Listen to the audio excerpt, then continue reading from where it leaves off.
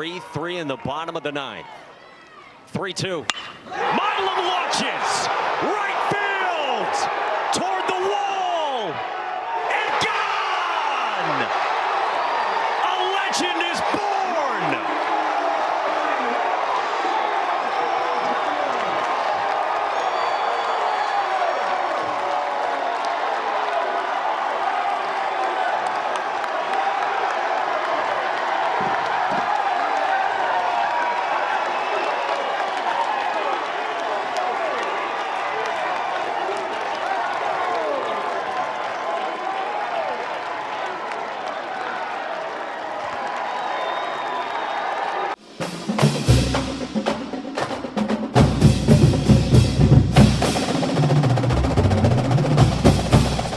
Hello and welcome to Tigers Roar. I am Jonathan Poche, joined as always by the Bud Man, Buddy Songy here at Old School Barbecue, 10655 Coursey Boulevard. Of course, we weren't with you guys last week, so we have a lot to catch up on. LSU went to North Carolina, the Chapel Hill Regional.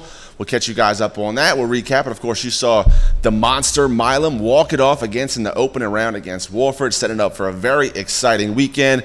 LSU absolutely leaves it out all on the field, loses in extra innings to the number one team in the ACC. But, man, we'll get into it, but it really looks like there's only two conferences in college baseball right now, the SEC and the ACC. Good seeing you, JP. Hope everybody doing well. We are truly in the dog days of summer, and LSU baseball got about what you could expect. Look, folks, if you don't realize that juggernaut of a team is not going to be the same team you see every year. That was one for the ages. I don't think I'll ever live long enough, and most of you won't, to see a number one and a number two pick and all the awards that Cruz and Skeens have brought to the table. So you move on to this year, 3-12 out of the gate. It was a tough schedule. We know that with the first 5 weekends at a lot of tough spots.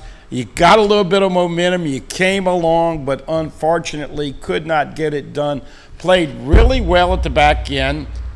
Lost to Tennessee in the championship game in the SEC tournament. Yep. Now, JP, they're starting to get a little momentum. The roles are starting to get established. You know who's coming in to close.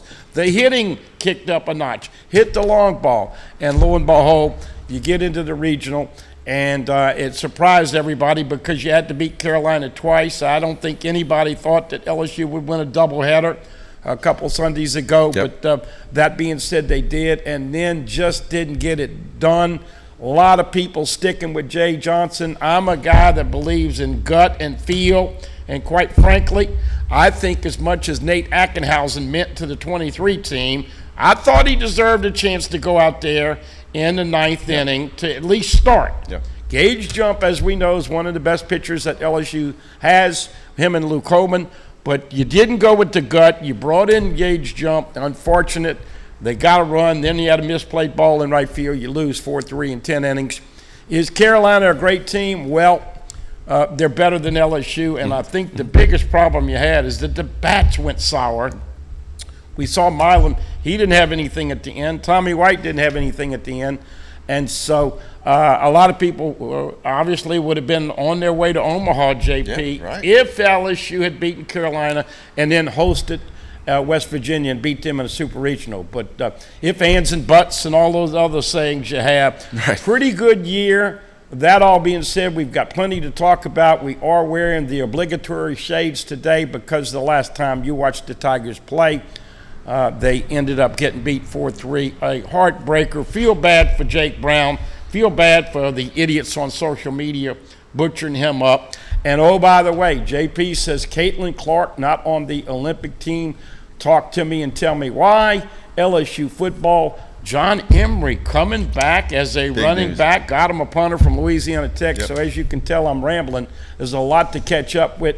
Hope all of you doing well. And stay hydrated. This heat is going to be brutal. Once again, And we're 80-something days away from LSU and USC on September 1. And we'll talk a little bit about that game. A story came out a couple weeks ago that USC's been trying to get out of that game for quite a number of years now. And then when Lincoln Riley went over to USC, and Lincoln Riley and Brian Kelly had the same agent, and they were kind of, hey, can you help me out here? Wasn't going to happen. LSU wants to play him in Vegas. It's going to happen September 1. We'll talk about that later on in this show. Before we get to our first break, don't forget, go check out our YouTube page at youtube.com/Pelican Broadcasting. All the Tigers roars, the Talking Sports with Chris Powers, everything we do here at the Pelican, it's archived right there for you viewing pleasure. So go ahead and click the like, the notification, and subscribe buttons so you get a notification every time we post something new right there at youtube.com/Pelican Broadcasting. Before we get to our first break, I want to mention Stephen Milam. He was in the intro, had a great season for the Tigers, is now named to the Freshman All-America team. Outstanding by that young man playing second base for the Tigers. Season 326 average, 12 doubles, 3 triples, 8 home runs, had 40 RBIs, scored 51 runs for the Tigers, and had 7 stolen bases. Just one of 3 very talented freshmen that played a lot of innings for the Tigers. Tip of the cap to Stephen Milam. Yeah, Milam was something special. Right after he started getting hot, I predicted that he could make first team All-American, freshman All-American team. He did. Obviously, Jake Brown, you feel bad for him, but he's going to be a big factor. Breaking news, Paxton Kling is the latest Tiger baseballer to get into the transfer portal. Samuel Dutton, Bronzini, a bunch of them, JP, Cam Johnson. Yep. I had a guy last night, he was worried about it. I said, look, the transport portal giveth and it taketh, and no disrespect to any of these guys leaving, but Paxton Kling's had 2 years to do it. He was a strikeout waiting to happen at the back end of the year. Now, he did play a good defensive center field, as we know. But, look, a lot of transition, a lot of tweaking. And once again, Jay Johnson works as hard as anybody in the transfer portal. This team will be appreciably different once again in 2025. And that is kind of the lay of the landscape. By the way, Wes Johnson, our favorite coach who left LSU to go get cheated on us. A head job over at Georgia, got them to the Super Regional, and NC State, the team that got shafted in the COVID year, they put it on them. So 4 SEC teams and 4 ACC teams in Omaha, and the people in Omaha are just crying in their sleep all day long. They're having nightmares because that incredible payday that they got last year, which won't be seen for another few years. So that Rocco's Jello shot record is going to be safe. Not only Rocco's, but everybody. It's going to be safe. We'll see if the SEC brethren can keep up and spend money like the Tiger fans, but I doubt it, JP. We'll take our first break of Tigers Roar. We'll come back, talk some more LSU baseball. We'll Coach Jay Johnson, his third-year grade, his overall grade, and we'll talk a lot more. Who's going, who's coming back, all coming up on Tigers Roar right here on Pelican Sports TV.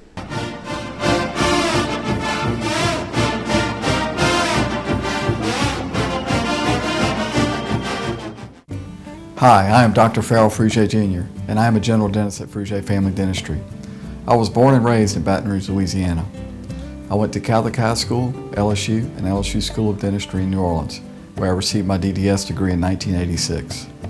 I always have and will continue to be committed to continuing my education, to invest in technology which makes the diagnosis and delivery of dentistry more thorough, more comfortable, and more aesthetically pleasing. In our practice, we are here to serve the patients. We want to improve their quality of life and to develop relationships with our patients. In dentistry, we have a chance to impact lives on a daily basis, not just by doing dentistry, but by getting to know them and being a part of their life. We also believe in giving back to our community. So every year, we give back to the Greater Baton Rouge Food Bank, Toys for Tots, and Mary Bird Perkins Cancer Center. Please stop by and visit our office. We would love to take care of you and your family.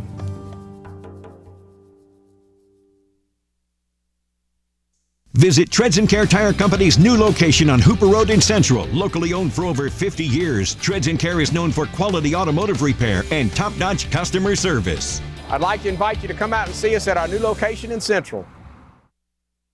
At the Team Automotive Group, we're turning Teacher Appreciation Week into a month-long celebration. Bring your teacher ID to any of our dealerships and save an additional $500 off of any new car purchase. It's our way of saying thanks for all you do in the classroom at every location of the Team Automotive Group.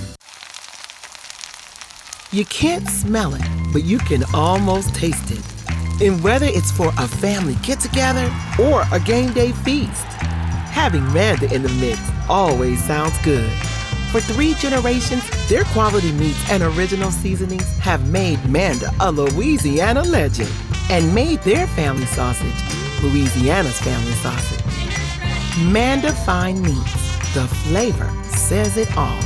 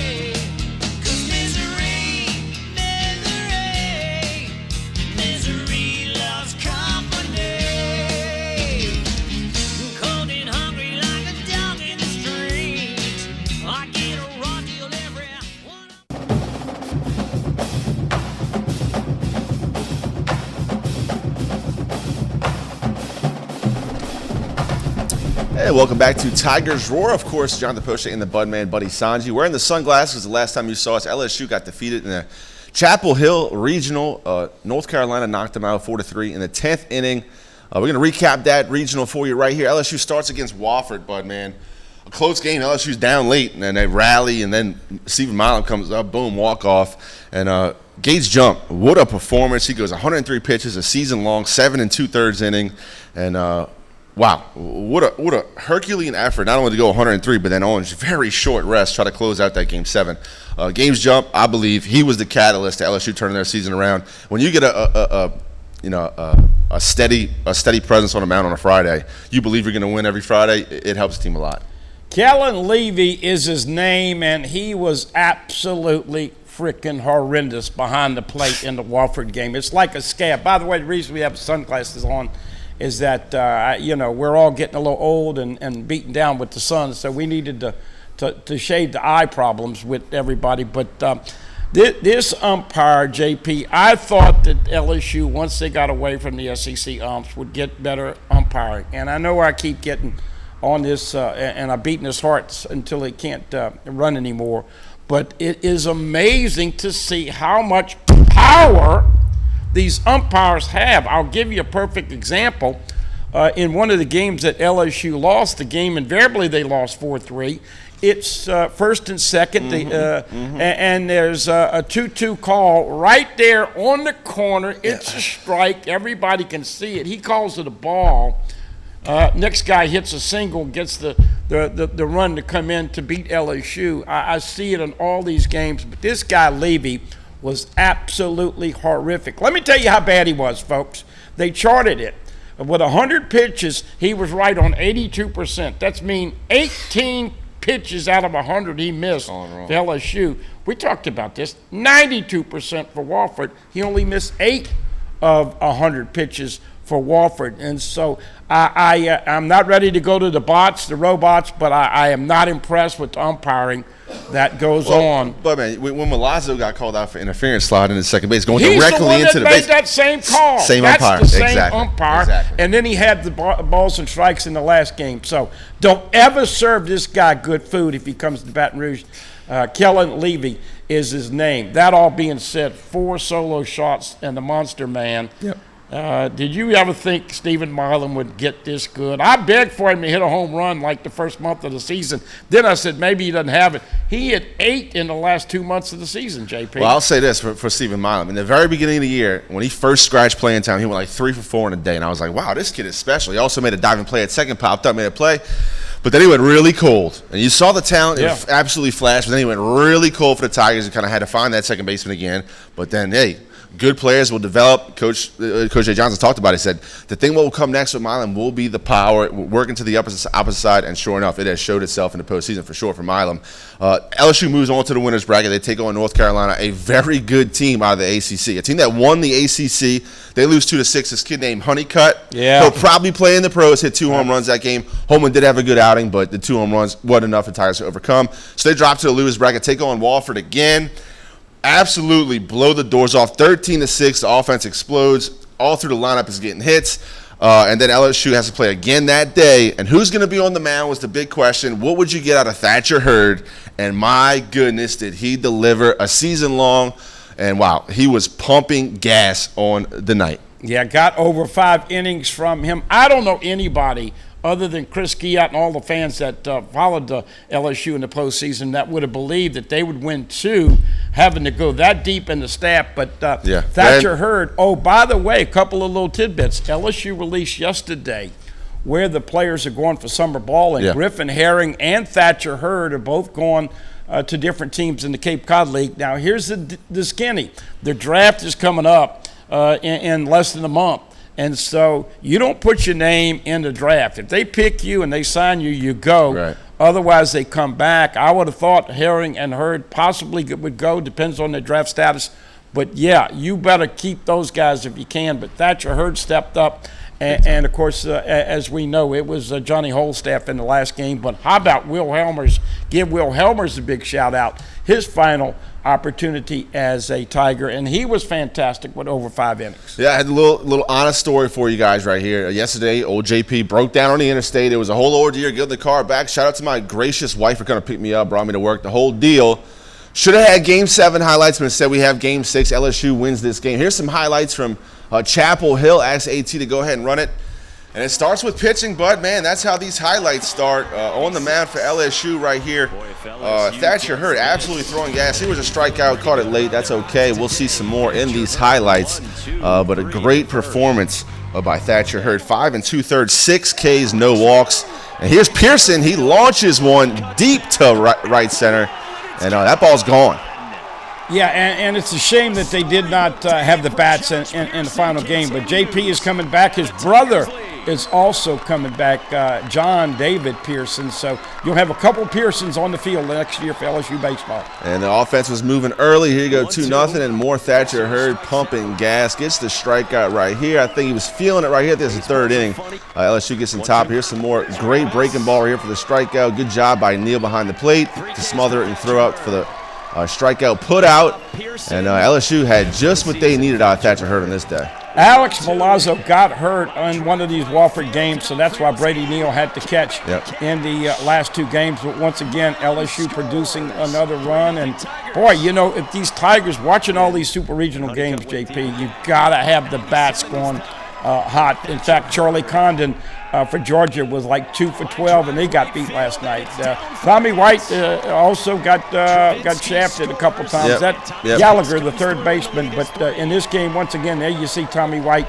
Didn't hit a home run over there, but did start to hit the ball better. A couple balls right at the wall, did get caught. I thought outfield play was outstanding this entire postseason. Starting with the SEC tournament, lots of plays at the wall. It kept on going through, straight through this regional and through the super regionals. This is a nice RBI. If this is the last time we see Tommy White in a Tiger uniform, Budman, I know you believe he plays 3rd base on the all-time Tiger team.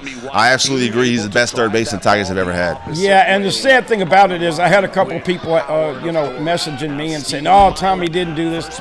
You know, he had the walk-off home run against Wake Forest last year to give him the 2-0 walk-off victory. Look, folks, it's always emotional, but give your props up for this guy. He was a fantastic player for 2 years. And you saw a 2-run single right there by the monster freshman Milam. And LSU moving right now, 7-1 the score. And here's Hayden Travinsky absolutely launching one deep into the night. Almost hits off the scoreboard. But gets into the trees, Bud, man. Hayden Travinsky, he's had a great career for LSU. Another guy that LSU fans will miss. Of course, he wore the number 8. That means a lot for LSU baseball. Travinsky, obviously Tommy White, Alex Milazzo, both pitchers, Gage Jump and Luke Holman, and you can go on and on. We'll see what happens with Braswell, but Yeah, and I'll tell you, Jared Jones, to me, man, after this season with 28 dingers, probably would go and here's another one, once again, to replay with Travinsky. Problem is he was either striking out or hitting a home run at the end of the year. Right, they gave number 8 because he was leader in the locker room. Don't know if there's ever been a guy at LSU who had a better glow up from his picture on the scoreboard to what he actually looks like. The mustache has turned into its own thing, had its own merchandising. Here's Ulloa going from the left side, great pitching in relief. There's Cade Anderson also getting in from the left side from relief. He did a great job. And I think Guidry's going to come in and close this ball game out, Bud, man. And when you get the bullpen working like it was in this game, LSU was really tough to beat going down the stretch. If you get Herring back, and that, like I said, depended on the draft place where he gets picked, and somehow you get Thatcher Hurd, Cade Anderson, I think, has got a chance to be one of the starters next year. Yeah, I agree, Bud, man. Here's the last out of the Game 6, actually, to force the Game 7. Josh Pearson out there in left field squeezes it. Guidry gets the save. And that was Game 6. And heading on into Game 7, Bud, man, of course, LSU. It was going to be Johnny Holstaff. Everybody knew that going into the game. Will Helmers, though, come in the second inning and give you 5. Great outing for him. A guy out of Metairie. Got to give a shout-out to Metairie. You could tell it meant a lot to him. And after this short break, we'll let you guys hear from Will Helmers and the head coach. But, man, I thought LSU absolutely left it all out on the field. They went out on their shield, as they say, emptied out the tanks, went to extra innings to a team that won the ACC, a team that's built to compete in Omaha, a team that was, 13-17 in the SEC. To get hot like that and play truly with a lot of heart.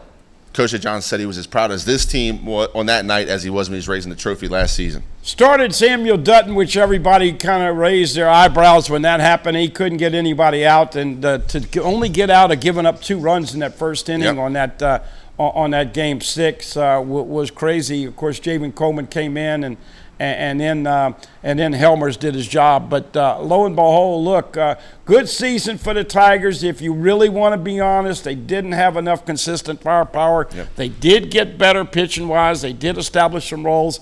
Nate Yeske looks like he's coming back. There are going to be some players coming in. Just got a transfer portal closer from UCF that throws 95 to 99. And as we said, there's going to be a lot of coming and going, just like all sports. But sit tight, Tiger fans. Jay is going to have to refill the cupboard, and I don't think anybody works harder than he does in getting players in here. But look, LSU was not elite this year. Right. They were good at times. They were streaky at times. But you got to have the bats come through. And once again, sad that they were not able to host the Super Regional in Baton Rouge. But I'm sure LSU fans will be expecting that next year. You know those expectations for baseball are as high as any program out there at LSU. And Jay Johnson and his team, by the way, they accept that. By the way, in case you missed it, it was a breaking story yesterday. And Paul Maneri, I had him on a radio show about 10 days ago, asked him if he would if he had that itch, if he was scratching that itch. And he said, never say never, but if the right opportunity. Looks like he's going to be the new South Carolina coach and take Terry Rooney with him, who was an analyst. Terry will be the pitching coach. So Paul Maneri going to be the next coach at South Carolina. I don't know what he's going to look like in their colors of maroon, but LSU travels to South Carolina next year, and then they'll come back over here the following year. Interesting to see his reception. People appreciate him, but a lot of people thought he got burnt out and obviously had those health issues. So we'll see if he's rejuvenated. But, man, when you're mid-60s and you got NIL and you got the transfer portal and you have the attitudes of these players, we'll see if he can adjust to today's landscape. Great point, Bud, man. Let's take another quick break here on Tigers Roar. We come back, we'll hear from head coach Jay Johnson and pitcher Will Helmers, their post-game press conference from about a week ago at Chapel Hill Regional. LSU got defeated 4-3 in extra innings. Don't go anywhere. You don't want to miss it. You're watching Tigers Roar right here on Pelican Sports TV.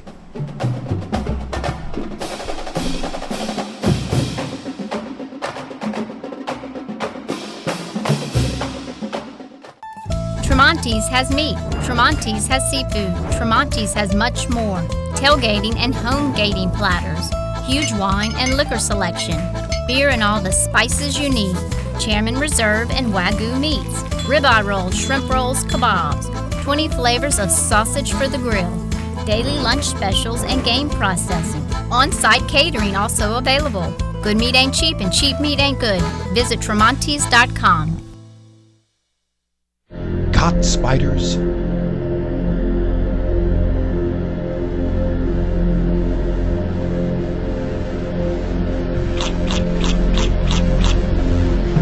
Premier Pest Services. Few things in life are as valuable as family and peace of mind, especially when it comes to your final arrangements. And that's where Licerio can help. His prepaid funeral plans make sure your life will be remembered exactly the way you want it to. With Licerio, no detail is too large or too small. Call Lee or his wife Gretchen at 225-315-6329. Let Licerio give you and your family the peace of mind you all deserve. Live and play on the fairway at Greystone Golf and Country Club, a serene, challenging golf destination located in Denham Springs. For tee times and membership opportunities, go to GreystoneCountryClub.com. The Louisiana Leadership Institute presents the 2024 Statewide Regional Spelling Bee Finals. Come join us at the Louisiana Leadership Institute, 5763 Hooper Road in Baton Rouge. Final competition is Saturday, June 15th at 10 a.m., with 15 contestants competing for the first place grand prize of $10,000. The 2024 Statewide Regional Spelling Bee Finals, presented by the Louisiana Leadership Institute. We'll see you there. Embrace the luxury, safety, and comfort of Mazda with 0% financing at Team Mazda. Right now, get 0% financing on any new Mazda CX-5, Mazda CX-30, Mazda CX-50, or Mazda CX-90. The savings are here at Baton Rouge's Mazda dealer, Team Mazda. Treads & Care Tire Company announces its new location on Hooper Road in Central. Locally owned for 50 years, Treads & Care is known for quality automotive repair with top-notch customer service. Treads & Care offers the convenience of shuttle service and pickup and delivery of your vehicle. You can also enjoy the comfortable customer area, complete with workstations, high-speed internet, and a complimentary coffee bar. I'd like to invite you to come out and see us at our new location in Central. Treads & Care, the tires you need and the service you want.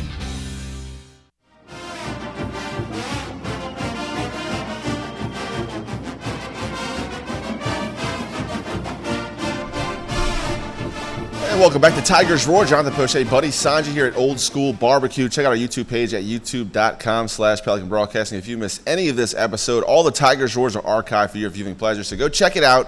While you're there, click the like, notification, and the subscription button if you haven't done so already. We certainly appreciate it. Once again, youtube.com/Pelican Broadcasting. We're talking LSU baseball. The Chapel Hill Regional didn't pan out the way LSU wanted to. 3 outs away from hosting a Super Regional in Baton Rouge and potentially making it to Omaha. LSU couldn't quite get it done. A line drive hit out to right field. Freshman Jake Brown was at the wall, was tracking it. Somehow, at the very last second, misplayed. The ball drops. LSU ends up losing the game. Jake Brown receives a lot of hate over social media. I don't support that at all. Jake Brown, a very talented freshman that has a very, very big role for LSU moving forward. Ease up. Coach Jay Johnson got after the game, very emotional. He said it broke his heart because he wanted to practice on Wednesday. You saw a very emotional embrace with Ben DePolt. Lasted a long time. Both Coach Jay Johnson and DePolt were both crying. You could tell the players absolutely love Coach Jay Johnson, and Jay Johnson absolutely loves his players. We'll let you guys hear from the coach. Here is head coach Jay Johnson after the loss 4-3 in that Game 7 final championship in that Chapel Hill Regional. Here's the coach, Jay Johnson, on Tigers Roar.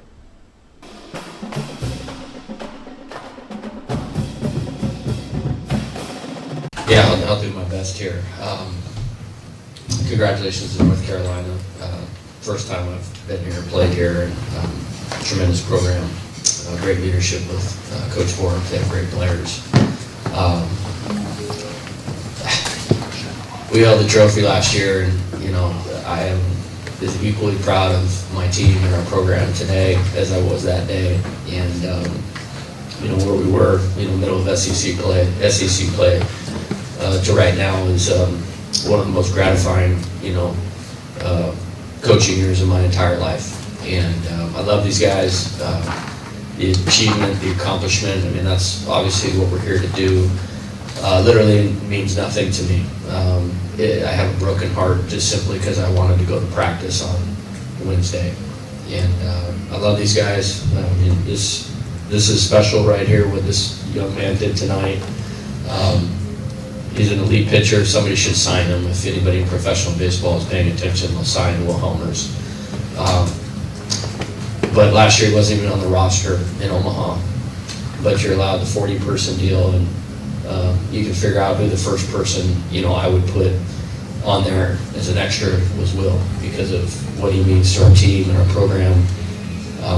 In true team fashion, never one time in the 3 years that I've known him asked what was in it for him, or status, or anything. It was all about LSU baseball and our program. And he's probably the best example of what we want to be about, what being a man is all about.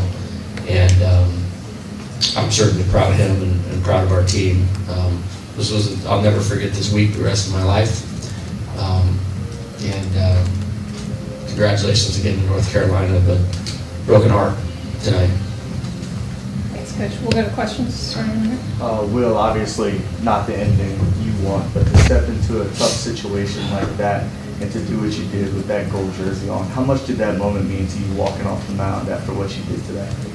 It's the past 4 years have meant so much to me, and I guess kind of going out like that, obviously nobody wants to walk away with tears in their eyes and a broken heart, but it means a lot to me to just give us a chance. In those 4 or 5 innings I threw, and that's all I was trying to do, was just give us a chance, because whoever we turned it over to, I had the utmost confidence in, and act and engage, and there's nobody else in the world that I want to come on the backside of that game. And so it means the world to me to wear this gold jersey with LSU on the front. It's not about the name on the back, it's about the name on the front. It says Tigers across our chest, and that's what it really means to me. It's just, I'm a Tiger for life, absolutely. Coach, how will you remember this season? Just as I said, been fortunate enough to be a part of great teams and go a little further than this. But my heart's full right now. Like I said, I'm sad. I'm really sad. I'd give anything to practice on Wednesday and get ready for a super regional at home. But it's because of these guys. The resiliency. You coach long enough, you can understand maybe why we were where we were a little better than the average person. But to come out of it, like, nobody does that. And to take, they might win it. They have the pieces to win the national title. They're built for the ballpark in Omaha. They do a terrific job coaching, and we're right there. If we get a check swing, strike 3, there's 2 outs right there. We don't get to extra innings. And I don't know if it was or it wasn't, but it's that close. And when you're on the road against a great opponent, it's a small margin for error. But in terms of how I'll remember this, I'm good. I got all the pieces in the world right now about what these guys did, and I'm so proud of them. Well, you're from Louisiana. You know what it means. What Skip did and Paul did with Louisiana kids. What does it mean to be the guy that had the moment today? Your story. It's a fun story, I guess. You could look back a few years, but it's not about me at all. It's about this team and what this team did throughout the year. I think that's exactly the answer that Skip and Coach Maneri and Coach Johnson would agree with. It's about this team, and that's the bottom line. This team got hit in the face and got back up every single time, and I think that's the most important part. Being from Louisiana, that's great. Obviously, LSU means a lot to me, but this team means even more. And the way we went out, the way the season went. Obviously, you start the season with 3 wins and however many losses, and here you are, a call away from going to a super regional at the box and 2 wins away from Omaha. And it means the world to me. What made Dalton pitch so tough for you guys? Yeah, he's really good. Like I said, they have the pieces out of the bullpen. We showed 3 pitchers on video tonight going into the game of who we were going to play for to the team, and it was these 3 guys. He's got an elite arm. The right fastball. He can really throw it where he wants to, up, down, both sides of the plate. And then, his secondary stuff was good enough tonight to get us off of that. And he made it really hard. That's why we were trying. I mean, obviously we were trying to win the game in 9 innings because he wasn't given anything.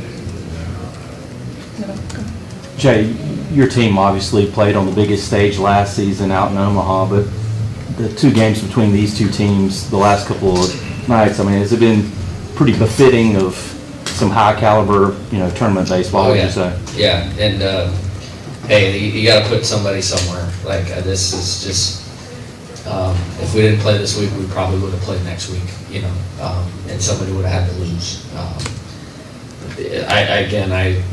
I'm honored to be a part of a game like that. I'm honored to be a part of a regional like this. And like I said, my whole life is built around Omaha and getting these guys there. And literally, like, the College World Series only meant, like, we could keep doing what we were doing, because there was something incredibly special about it. And it's just hard right now. And, again, like, it's not about putting another banner up or any of that. It's like this, I did not want to step out of this deal that we had going on in our lives right now.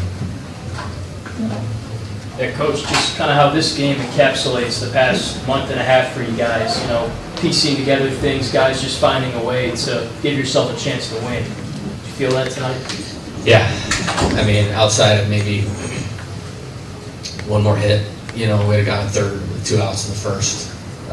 I think there was a guy in 2nd in the 4th or the 5th, with 2 outs to maybe get a little bit more of a spread, to put a little more pressure, on them. But I mean, he was unbelievable. Like, I mean, we left him in. I did not think they were seeing him very well. And then, 71 pitches, got to be a career high. Obviously, I know you might have thrown more in South Carolina last year. And talk about a story. We're leaving him in to save the rest of the team when we're getting beat 13-4 or something like that to this tonight. And then I felt great about where we were. I thought Nate was a completely different look than him, and Gage is completely different than both of them. And we'd set this plan in motion before we came here that's what we would do, and they executed. Gallagher got it going. So there's no way we were going to let him beat us, again, right there. And you credit Madeira for staying on the ball and putting the ball in play. And it was just like the whole game there at the end, we were this close. I mean, if we don't, I don't know what happened on the fly ball or the line drive. Ball was scorched. I don't know what happened, but like, if that's caught, we're in the dugout. It's a different deal. I mean, they have to play, and let's say everything else plays the same, they have to play tighter to be able to throw him out on a ball hit. And Josh's ball gets over his head, and we're in a super regional. And it's just that thin. But I'm good because of how we prepared and how we competed.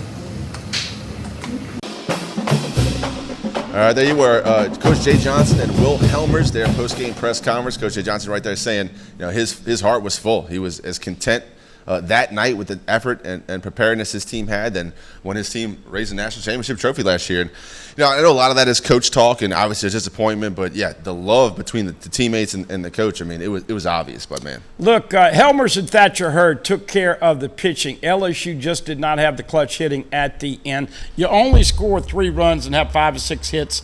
By the way, Georgia only 6 hits last night. NC State had some of the god-awful, ugliest uniforms you've ever seen. You're right about that. But they got shafted. What was the deal? They couldn't play because of COVID. The bubble. They canceled some of their games. Their league. They had that was ACC in 20. didn't let them have a conference tournament or whatever. And so they're playing with a purpose this year. Who you like to win it all? I picked Tennessee a week ago, but wasn't impressed with the Fighting Tony Vitalis. I was on board with Tennessee. They looked really good in that SEC championship against LSU. But after watching the regionals, I'm pulling for Kentucky. Yeah. The coach, a godly man. He's not playing for wins and losses. He says he's playing for Jesus Christ.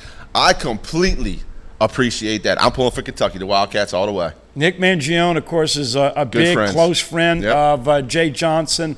And once again, do not freak out with players getting in and out of the transfer portal. Chandler Dorsey is a big, hard-throwing closer, throws 95 to 98 with the fastball, coming over in the transfer portal, recruiting some kids from Alabama and other places. So it's always a constant thing. Do you think this minimizes the sport with fans having to keep up with it, or just makes them more involved? Because you got to remember, folks, once you get them here, it doesn't mean anything other than you're here for a year, and it's a very fluid situation in all of those sports these days, JP. Yeah, and there's been a lot of talk about, vacation time for college coaches being even less than professional coaches now with the portal windows and transfer. And you have to recruit at all times, not only the players out of high school, the players in the portal, but the players still on your team to return. The retention recruiting is now a whole new aspect to it. But, man, I coach 10-year-olds. We just finished up our travel ball season with USSSA, and there's been invites and we have tryouts, and we don't know who's coming back to the team. It's stressful for 10-year-olds. I cannot imagine dealing with these grown men getting six-figure NIL deals to go play at different spots. This transfer portal that's wide open to whoever, that has got to be a lot of stress on guys that are used to having control over everything. These head coaches are creatures of habit. They control every aspect of their day, and really they're just left in limbo at this time of the year. Yeah, I mean, JP is worried he's going to get a call, and Johnny's going to be playing against him because the coach takes him to Chick-fil-A after every game. I mean, what are we going to get to? But it is pay for play pretty much across the board. And once again, as we get into the dog days of summer, don't forget July 15, SEC Media Days in football, going to Big Dallas, Big D. And how about Oklahoma and Texas coming in? 1-2.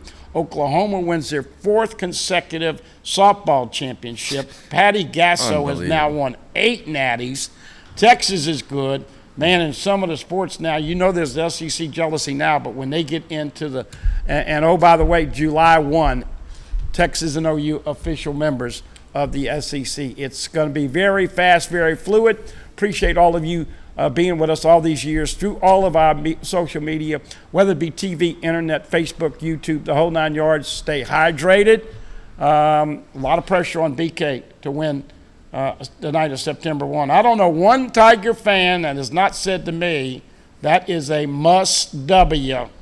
That's a bucket list trip for a lot of people in that new stadium in Vegas, but you better get the W. Opening night, Coach. Year 3 for Coach Brian Kelly. Of course, this just finished up year 3 for Coach Jay Johnson as head coach of the LSU Tiger baseball team. So, Budman, I want to ask you, what do you give Coach Jay Johnson for a grade for this 2023-24 season? I'm going to give him a solid B.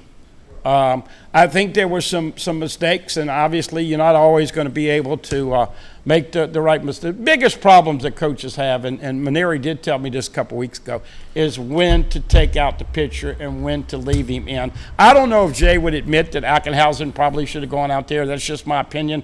But that kid finally strikes out the side, and you go to Gage jump. But we'll see. You made a comment, and JP gave me a stat that I was not aware of, but it's kind of telling when you sit there and spit it out, JP. So you can read statistics whatever way you want. You can make them look one way, you can read them a different way, but I'm just going to give you some stats. Okay, so in the 3 years with Jay Johnson, okay, the 2 seasons without Paul Skeens, LSU was 30-30 in SEC play, did not host a regional, and did not make a super regional. So take that as you will. I mean, you got to bring in the players. That's part of the job. 100% that is part of the job. You got to have the guys in the locker room. You are responsible for bringing those players in. LSU had a team for the ages in 2020, 2023. I mean, you see what Paul Skeens is doing in the pros. You're striking out Freddie Freeman. You're striking out Shohei Ohtani. You have the eight hardest velocities for a starting pitcher in the pros this season. I mean, you are doing your thing in the pros. You're going through the pros like you were going through the SEC gauntlet last year. You're a dude. But the stats are what they are. 30-30, not great. Not hosting a regional, not making a super regional, also not good. But you also have to call into effect and into play where this program was when he took over. I mean, look, there wasn't any lefties. There were a lot of things they were void of. Now, we understand Paul Maneri and Nolan Kane brought in a lot of players that were part of that championship team. But lo and behold, is that we talk about it all the time. LSU baseball year in and year out. Oh, by the way, just got to get this in, LSU track. Thought they had a chance to do something. Dennis Shaver, a lot of people think he's mediocre. Ladies finished 6th, men finished 16th. 16th. That's not good enough. Florida won the men 3 consecutive years. Arkansas wins it. Always SEC champions. The one thing about it, JP, whatever you're playing, the SEC is generally the best. But back to Jay Johnson, I think the interesting thing now is all of Maneri's players will be gone in year 4. Correct. So I'm confident he will build this thing back up here. You give a good stat, but let's not forget where he was when he started. And he wasn't exactly left a gold mine because they didn't have any of this. They didn't have any lefties. I will say this for Coach Jay Johnson. I mean, what's your grade for him this year? It's tough. It's tough. It's tough. I think he did a really good job of getting the most out of this team towards the end of the season. So overall, this season, I'd have to give him a B+. Okay. I mean, you're 3 outs away from hosting a super regional after the outing you put in the beginning half of the SEC play, and you turned things around. You did a good job coaching. No doubt, you picked the right arms. Nate Yeske, I thought, gained a lot of credibility in the Tiger fans' eyes because he was on the hot seat. Last month of the season, he was on the hot seat for a while. But look, the hardest working guy around. I mean, Coach Jay Johnson, as soon as that game was over, he was hopping on planes to go do in-home visits and go check out players while also recruiting players back, knowing he was losing a lot in the transfer portal and also to the next level. It's a tough gig. It is a tough job, and a guy that, also spends so much time, pouring himself into his players. And that's what his, method of retention is. Pour yourself into these guys. Let them know how much you truly do care about them while also providing the best facilities in the nation, opportunities other players don't have, and hopefully that's enough to retain the talent that you have. I'm on board with Coach Jay Johnson. I think everybody is. I'll tell you, though, one other area that I noticed, JP, watching all these games, the importance of the catcher. When a ball is out here and you can seamlessly bring it in and frame the pitch and get the call, let's be honest, Malazzo's the only one that could do it. Travinsky didn't really catch much at all because of his knees. Yeah. And Brady Neal has problems catching and framing. And so got to get better. Malazzo and Travinsky are back. We've heard rumors about Neal being in the portal, but he's going to Cape Cod, so I guess he's coming back. But you've got to do a better job of framing those pitches because those umpires are very – and I'll give you a perfect for instance. Thatcher Hurd was getting the corner on the outside, and it made him appreciably better, whereas they squeezed Gage Jump at the latter part. That's what people get so upset about, JP. What is a strike in the first 6 innings ought to be a strike in innings 7, 8, and 9. You got to have a great pitcher, you got to have a great catcher, and you got to have a lot of depth because, as you know, the game is become a specialty. And look, I got a B, you got a B+. We'll see if they can get back in the A category next year. The last thing I'll say for Coach Jay Johnson, LSU was sitting at, I think it was 3-12 in the SEC. And he went on a radio show and said, if we were in any other league, we'd be first place. And a lot of people were like, this guy needs to lay off the sauce. This guy. But then all you do is go to Chapel Hill to face the #1 team in the ACC and take them to 3 outs of defeating them on their home turf. Okay, the ACC, if you didn't know, has 4 teams in the College World Series. The SEC also has 4.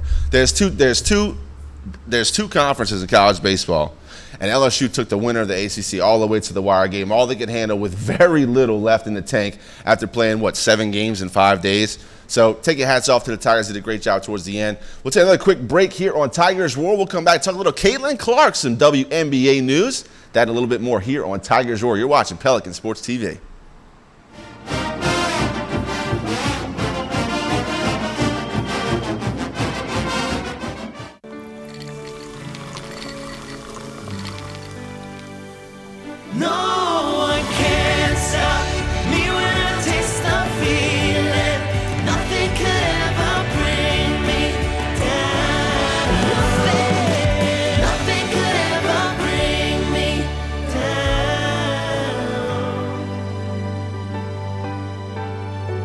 Taste the feeling.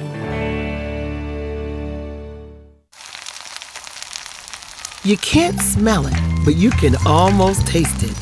And whether it's for a family get-together or a game day feast, having Manda in the mix always sounds good. For 3 generations, Their quality meats and original seasonings have made Manda a Louisiana legend and made their family sausage Louisiana's family sausage. Manda Fine Meats, the flavor says it all. At the Team Automotive Group, we're turning Teacher Appreciation Week into a month-long celebration. Bring your teacher ID to any of our dealerships and save an additional $500 off of any new car purchase. It's our way of saying thanks for all you do in the classroom at every location of the Team Automotive Group. Hello guys, it's Debbie. It's time. I've got a brand new location. 10510 Airline Highway, Baton Rouge, next to After 5 Tuxedos. We have the perfect spot to get all your wedding and formal wear needs. Come see our one-of-a-kind name brand and get great prices. With 30 years experience, the best customer service anywhere. It's Debbie's Bridal, Airline Highway, Baton Rouge. See you soon. Bolello's Furniture and Appliances, your dependable independent. Depend on us for service, for selection, for price. Get huge Whirlpool savings. Shop now and save on Whirlpool appliances throughout the store. Plus, experience our price match guarantee and ask about special financing. You can depend on the know-how of people who live appliances every day. Bolello's Furniture and Appliances, your dependable independent with nationwide buying power. Live and play on the fairway at Greystone Golf and Country Club, a serene, challenging golf destination located in Denham Springs. For tee times and membership opportunities, go to GreystonecountryClub.com.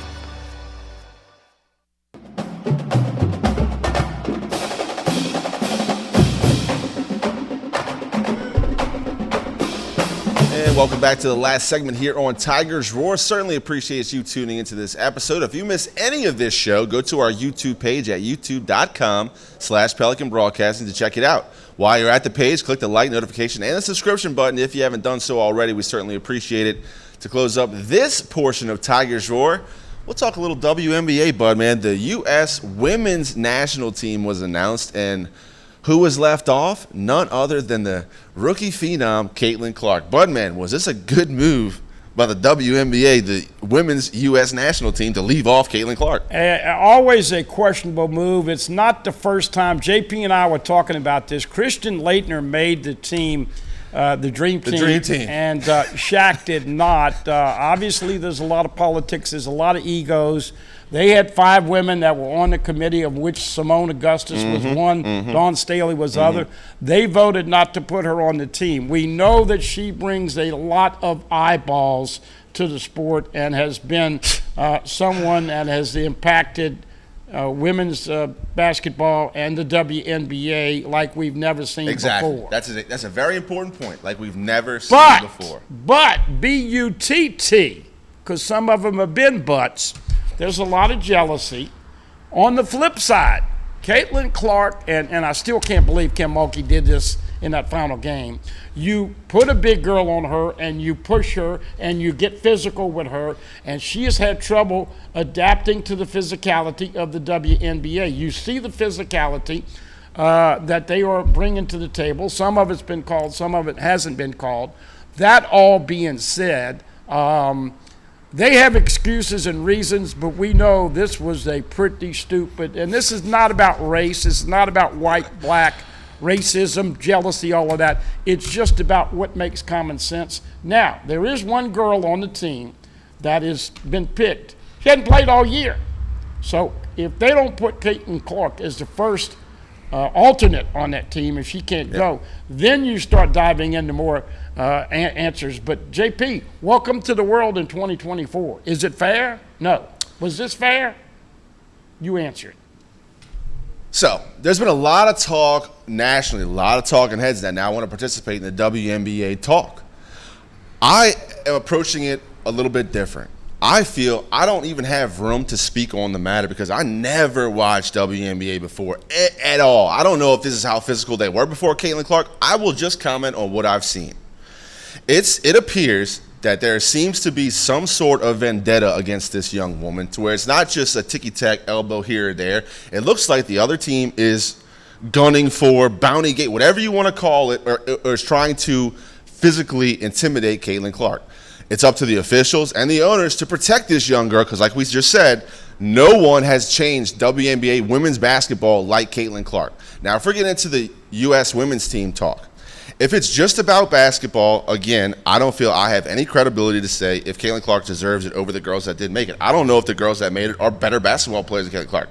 I know Caitlin Clark's name. I don't know those girls' names. So for an outsider looking in, Caitlin Clark would be one reason for me to even be interested in the U.S. women's team. It would bring eyeballs to the game. And isn't that what the business is about? Trying to bring the business up, grow the brand, get people watching this sport.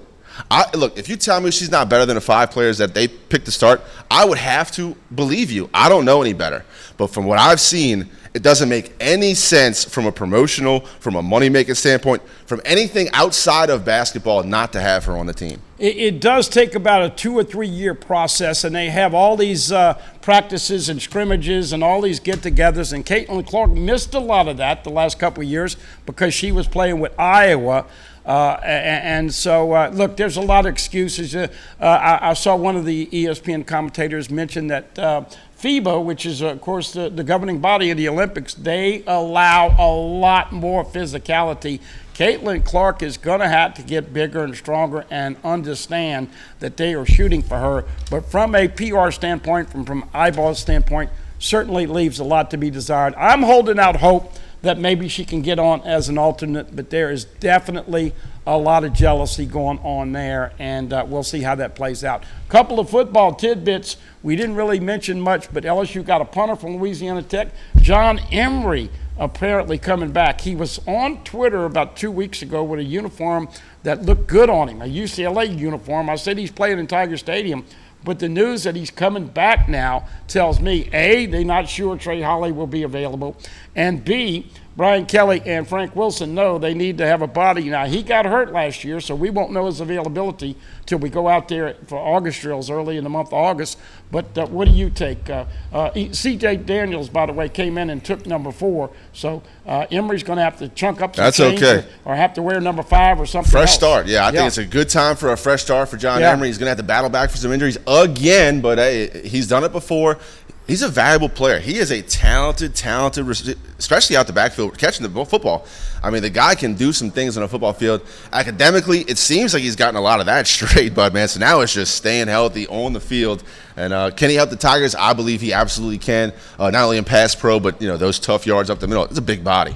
So we got Olympics coming up for you this summer. Of course, the Manning Passing Academy coming up this summer, and we know that Nuss is supposed to go to that.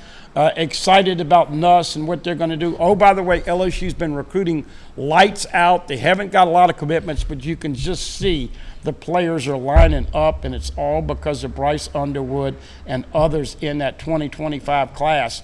Ohio State is killing it, but I think LSU is going to certainly have a top 3 class in there, and we know that all of that continues to move on. Omaha, you picked Kentucky. I picked Tennessee, so I can't go on my word, but I'm pulling for Kentucky. I'm not a fan of the Tony Vitalos, even though he does seem to have calmed down a little bit with that attitude he is. ESPN has announced some kickoff windows for the 2024 LSU season. September 1, of course, 6:30, and then you move September 7, Nicholls, 6:30. September 14th, South Carolina, 11 a.m. Trap game. Flex game, September 21, 2:30 to 7 p.m., so we don't know what time that is against UCLA. 6:45, of course, against South Alabama. Ole Miss will be a night game. Night game again for Arkansas on the 19th, and then a flex game for the 26th. So go check it out. The game times have been released by ESPN, and we certainly appreciate you tuning into this episode of Tigers Roar. Once again, go check out our YouTube page at youtube.com/Pelican Broadcasting. All the Tigers Roar archived right there for your viewing pleasure. For Marty, for AT, and the Budman, I'm Jonathan Poche. Certainly appreciate you tuning into this episode of Tigers Roar. Catch us next time right here on Pelican Sports TV.